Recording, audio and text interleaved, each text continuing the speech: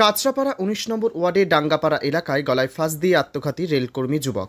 কাঁচরাপাড়া ১৯ নম্বর ওয়ার্ডের Dangapara rail plot এলাকায় গলায় ফাঁস দিয়ে আত্মঘাতী রেলকর্মী যুবক। মৃত যুবকের নাম অভিজিৎ অধিকারী রাজা। আজ স্থানীয় লোকজন ঘরের দরজা ভেঙে দেহটি উদ্ধার করে ঘটনাস্থলে খবর পেয়ে পৌঁছায় বীজপুর থানার পুলিশ। ইতিমধ্যে দেহ নিয়ে যাওয়া হয় ময়না তদন্তের জন্য। তদন্ত শুরু করেছে পুলিশ। গোটা ঘটনা প্রসঙ্গে প্রতিক্রিয়া দিলেন ওয়ার্ডের কাউন্সিলর জনক সিং। যা আমি তো ঘুমিয়েছিলাম, বুঝলি।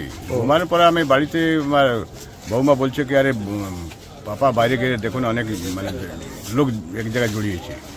আর এসে শুনলাম কি যে এখানে যখন পৌঁছাচ্ছি তখন শুনলাম কি রাজা ফাঁসি লাগিয়েছে। ফাঁসি লাগানোর পরে ওকে হসপিটালে নিয়ে গেছে। আর এখানে শুনলাম কি জাস্ট 4-5টা ছেলেকে খুঁজতে এসেছিল। ওর মা বাইরে বসেছিল, ও জানে না কি ভিতরে কী ঘটনা ঘটছে। ছেলেরা বলছে রাজা কোথাও, ওর মা বললো কি রাজা নেই বাড়িতে।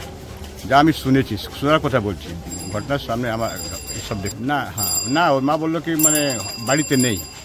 ছেলেগুলো যে এসেছিল ওকে খুঁজতে, সেই জানলা দিয়ে ওকে মানে দেখেছে কি, ঝেঁকে দেখছে কি না এটা ফাঁসি লাগিয়েছে। তখন হয়েছে ও মাও হয়েছে করেছে। তারপরে দরজা ভেঙে ভেতরে খুলে ওরা ঢুকেছে, তখন এরা ঝুলছিল। তারপরে ওকে হসপিটালে নিয়ে গেল। হসপিটাল যাওয়ার পর ওইখানে ডাক্তার ওকে দেখে শুনে বলছে কি মারা গেছে। কি নাম?